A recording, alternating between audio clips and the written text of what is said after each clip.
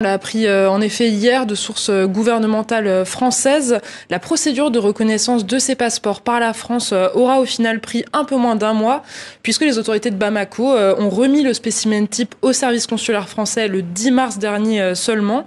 C'est une étape qui était pourtant indispensable à sa reconnaissance, et c'est donc cet envoi tardif qui a bloqué pendant plusieurs semaines les démarches de certains citoyens maliens. Il n'y a que deux choses à faire dans les relations d'État. Discuter, négocier ou prendre les armes. Comment? Discuter et négocier dans les relations d'État ou prendre les armes. Dans les relations entre États, ou bien les plénipotentiaires s'installent et s'accordent sur quelque chose, ou il n'y a pas d'accord, les gens prennent les armes les uns contre les autres. Je n'imagine pas qu'il y ait des armes. Je ne vois que la voie de la diplomatie. Je vous ai dit, c'est une fois que moi je crois en la diplomatie et en ses vertus.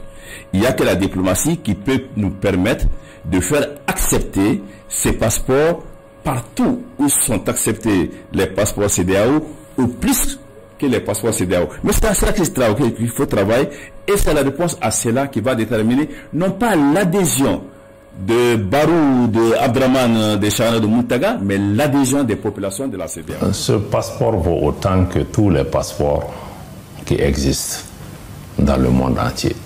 N'a pas une valeur supérieure, n'a pas une valeur moindre que ces différents passeports. La France a finalement reconnu les nouveaux passeports AES du Mali. Il faut se dire qu'après la nouvelle annoncée le 23 janvier 2025, où le général Assimi Goïta était en train de dire que les 3 pays membres de l'AES vont finalement rentrer en possession d'un nouveau passeport et qu'ils vont se débarrasser du passeport CEDEAO ou bien progressivement du passeport CEDEAO.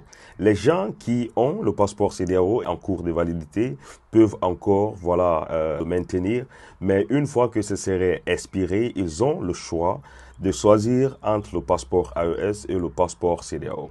Il y a eu beaucoup de polémiques autour de ce nouveau passeport où beaucoup de personnes ont commencé déjà à faire des vidéos, des informations relatives à ce passeport pour le discrédibiliser, soit disant que quelques ambassades, comme par exemple, ils ont cité la France ou bien la Chine, ont refusé de donner le visa aux nouveaux détenteurs de ce passeport AES. Après cela, il y a eu beaucoup de communiqués de la part du gouvernement malien qui a démenti, qui a dit que tout ça, que ce n'est pas des informations qui sont officielles, parce que le ministre malien, M. Abdoulaye Diop, le ministre malien des Affaires étrangères, avait fait une vidéo, une sortie où il était en train de dire que aucune ambassade ou bien ministère des Affaires étrangères d'autres pays n'a envoyé une note pour dire qu'ils ne reconnaissent pas ce passeport. Donc en conclusion, il était en train de dire que le passeport AES a la même validité ou bien disons a la même reconnaissance que tous les autres passeports du monde entier. Je vous invite à écouter ce passage où il était invité par Force Africa avec M. Gilles. Le passeport AES aujourd'hui, est-ce que c'est un passeport qui va faciliter les déplacements des citoyens de l'AES? Est-ce que c'est un passeport qui a un poids aujourd'hui comparé à celui de la CEDEAO qui donnait un accès beaucoup plus large? C'est une façon déguisée de vous demander comment réagissent vos anciens partenaires de la CEDEAO par rapport à ça. Ce passeport vaut autant que tous les passeports qui existent dans le monde entier. N'a pas une valeur supérieure, n'a pas une valeur moindre que ces différents passeports.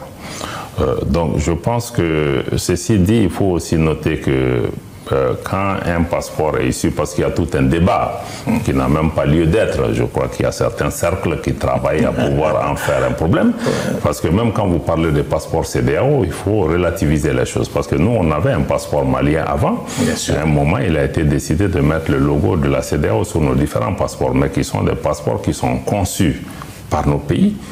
Les spécifications ont été adoptées par nos pays. Ce sont nos pays qui ont dépensé l'argent pour ces passeports. Donc ce sont des passeports nationaux estampillés avec le logo de la CEDEAO. Aujourd'hui, nous sommes dans une configuration où nous avons des passeports nationaux estampillés du logo de l'AES. Mais quand un passeport est issu, quelles sont les procédures? Parce qu'il y a des procédures qui existent comme en matière de monnaie ou autre, quand on a l'argent, comment les gens échangent entre eux. Quand il y a des passeports qui sont établis, il y a quelques procédures qu'il faut suivre quand même. D'abord, il faut notifier l'établissement d'un nouveau passeport avec ses spécifications et ses spécimens au niveau de l'Organisation internationale de l'aviation civile, qui est basée au Canada. Et une fois qu'on a fait cette étape, d'ailleurs je rappelle que l'OACI fixe un certain nombre de spécifications techniques qui doivent être dans les passeports. Et en 14 points, le passeport que nous avons mis en circulation a 20 points de spécifications techniques, donc nettement au-dessus des exigences de l'OACI. Donc l'OACI est une première étape de notification qui doit notifier les différents pays, les aéroports que le Mali a mis en circulation, un nouveau passeport. Voici ses spécifications. Ensuite, il faut une notification à tous les pays. Ce que nous avons fait, toutes les missions diplomatiques et consulaires qui sont accréditées au Mali ont reçu la notification des spécifications et les spécimens physiques du passeport, et il en a été fait de même par nos ambassades du Mali, ambassades et consulats du Mali à l'étranger. Donc à partir du moment où on a fait cette étape, ce qui reste, c'est que bon, chaque pays a peut-être des procédures administratives internes pour pouvoir intégrer le nouveau document qui est sorti. Donc je pense que ce sont ces éléments qui sont en discussion avec certains pays qui disent « bon, moi je n'ai pas reçu à temps, bon, je suis en train de mettre dans le système ». Mais à ce jour, je n'ai reçu aucune communication officielle, puisqu'on a écrit à tous les pays, d'un pays qui vient nous dire que nous, on refuse votre passeport.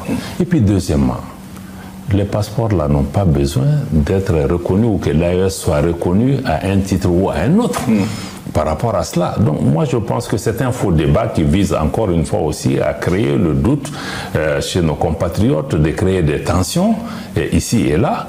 Mais je n'ai jamais vu d'ailleurs autant de débats autour d'un passeport. Les autres pays aussi, les autres pays qui nous envoient les passeports, mais nous on n'a pas le droit de veto sur un pays qui envoie le passeport, le Mali. Non, ce qu'un pays peut faire par contre, c'est comme on faisait. Je sais qu'il y a quelques années, beaucoup de pays ont dit qu'ils n'acceptent pas des passeports si ce ne sont pas des passeports biométriques.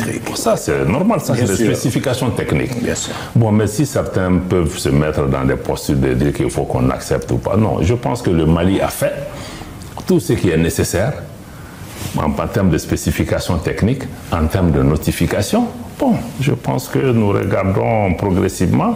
Je pense qu'il y a eu un débat récemment par rapport à la Chine, mais la Chine a commencé à délivrer des visas sur ce passeport, pour vous donner juste un exemple.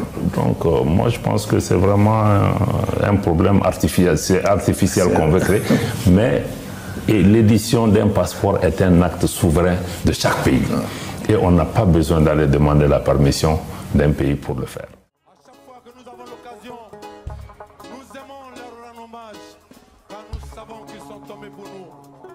Nous disons que si la France n'a pas oublié le général de Gaulle, que si les Américains n'ont pas oublié Martin Luther King, nous n'avons pas le droit d'oublier Thomas Sankara, Patrice Lumumba, Kwame Nkrumah, Jomo Kenyatta, King Rastafari from Ethiopia. Ils ont oublié la prison d'Assabo.